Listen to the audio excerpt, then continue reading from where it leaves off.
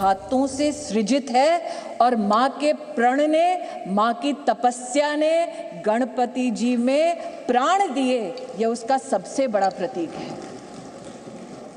हमारी सभ्यता में यह भी मान्यता है कि नव भवन में जब प्रवेश होता है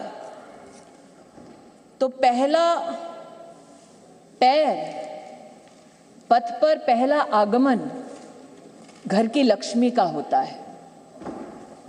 कई समाज के वर्गों में भवन के बाहर घर की लक्ष्मी अपने हाथ की अमिट छाप छोड़ती है और कई परिवारों में पैरों के नीचे आलता लगाकर बेटियों का सबसे पहला कदम ऐसे भवनों में रखा जाता है।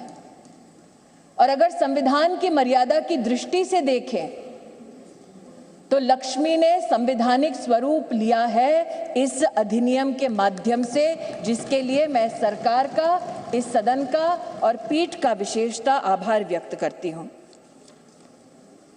आज चर्चा में कई महानुभावों ने श्रद्धेय अटल बिहारी वाजपेयी जी का नाम लिया और साथ ही आदरणीय देवी गौड़ा जी को भी आभार वंदन किया।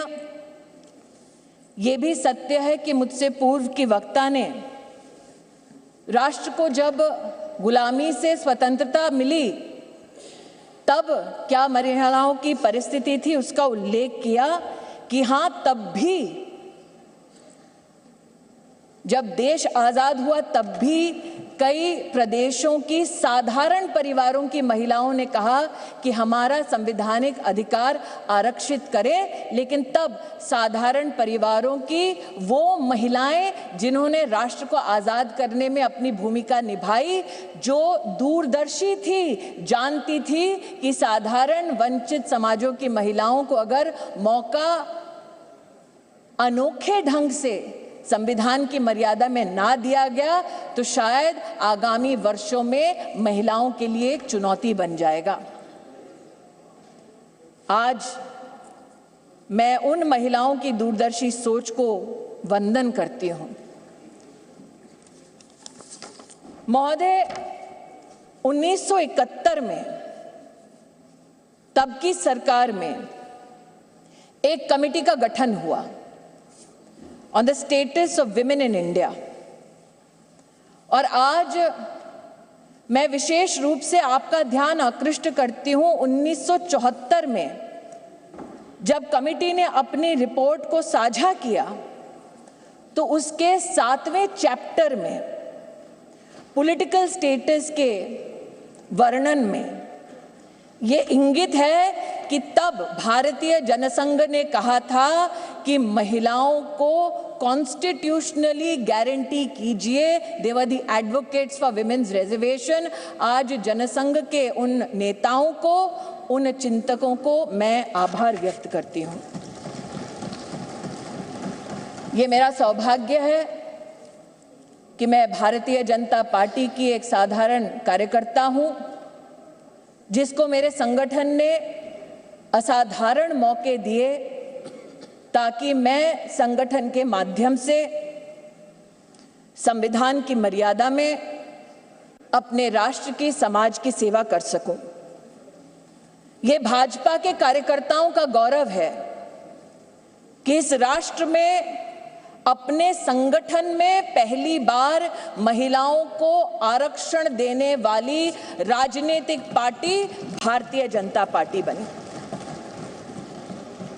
ये भी कहना सत्य होगा कि व्यवस्थाओं को किस दृष्टि से संगठन में सम्मिलित करना, इसके लिए साल 2007 में नेशनल एग्जीक्यूटिव की मीटिंग के अंतर्गत तब के हमारे राष्ट्रीय अध्यक्ष और अब के हमारी कैबिनेट के वरिष्ठ नेता श्री राजनाथ सिंह जी ने एक कमेटी का गठन किया। ये सौभाग्य है मेरा कि उस कमेटी में आज 2 सदस्य वर्तमान इस सदन में उपस्थित हैं। आज उस कमेटी जिसकी अध्यक्षता श्रद्धेय सुषमा स्वराज जी ने की। आज उस कमेटी की एक और सदस्य जिनका देहांत हो चुका है, किरण माहेश्वरी जी, और जो संगठन में आध्यात्म की दृष्टि से मेरे मार्गदर्शक रहे, ऐसे श्रद्धेय बाल आपटे जी हमारे बीच नहीं है। मैं उनके योगदान के लिए उनको नमन करती हूँ। ये भी उचित होगा अध्यक्ष जी कहना कि उस कमेटी में नजमा हिप्तुल्ला जी थी, उनका आभार वंदन करती हूँ। सुमित्रा महाजन जी थी, जिन्होंने बार बार लगातार अपनी पुण्य भूमि से, इंदौर से चुनाव जीतकर हम सबका गौरव बढ़ाया। उन्होंने स्पीकर की भूमिका में महिलाओं का राष्ट्र भर में गौरव बढ़ाया। मैं ताई की अनुपस्थिति में ताई को प्रणाम करती हूँ। और कमेटी में 2 और महानुभाव थे जो विद्यमान है वर्तमान के सदन में, जिन्होंने महिला आरक्षण भाजपा के संगठन में कैसा हो उसको सुनिश्चित किया, जो आज मोदी सरकार के मंत्री हैं, आदरणीय किशन रेड्डी जी और किरण रिजिजू जी। मैं आपको भी आभार व्यक्त करती हूँ। महोदय, they say success has many fathers and failure has none। और इसीलिए कल जब ये प्रस्ताव सदन में आया तो कुछ लोगों ने कहा हमारा बिल है, कुछ लोगों ने कहा हमने चिट्ठी लिखी, कुछ लोगों ने कहा कि ये पूरा का पूरा संवैधानिक निर्माण हमारा था। आज ऐसी एक सम्मानित नेत्री ने सदन में अपना वक्तव्य रखा, लेकिन उनका मैं एक विशेष रूप से आभार व्यक्त करती हूं कि 2 विषयों पर उन्होंने ऑन रिकॉर्ड स्पष्टीकरण दिया है। हमको बार बार बतलाया जाता कि एक विशेष परिवार ने 73rd 74th amendment to the constitution पारित करवाया। आज मैं आभार वंदन करती हूं कि पहली बार स्पष्टता हुई इस सदन में उनके द्वारा कि ये पुण्य काम पीवी नरसिम्हा राव जी ने किया, जिनके मरणोपरांत उनके ही पार्टी के हेडक्वार्टर में उनको नमन करने का मौका नहीं दिया गया। दूसरा, ये कथन कि अभी क्यों नहीं और ये वक्त हमारा बिल है तो अभी करिए।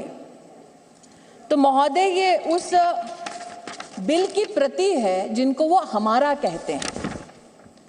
उसमें अगर आप दूसरे पृष्ठ पे 2B और 3B पढ़ें, और ये वो है जो कांग्रेस पार्टी कहती है यूपीए की सरकार में राज्यसभा में पारित हुआ और फिर लोकसभा में प्रस्तुत हुआ।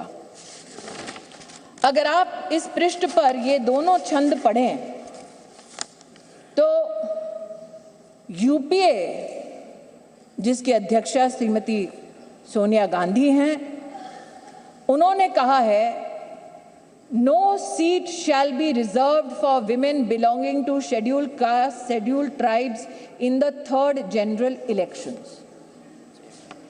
3B पढ़ें तो उन्होंने कहा, प्रस्ताव दिया, no seat shall be reserved for women in the 3rd general election.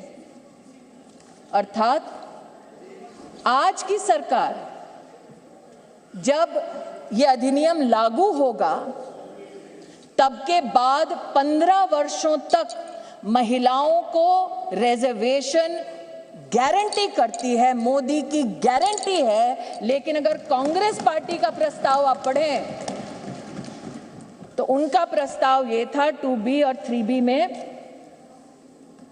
कि no seat shall be reserved for women and SC/STs in the 3rd general election, no seat shall be reserved for women in the 3rd general election। Congress का प्रस्ताव था कि 10 साल औरतें मेहनत करें, लेकिन 15वें साल में आपका अधिकार आपसे छीना जाएगा।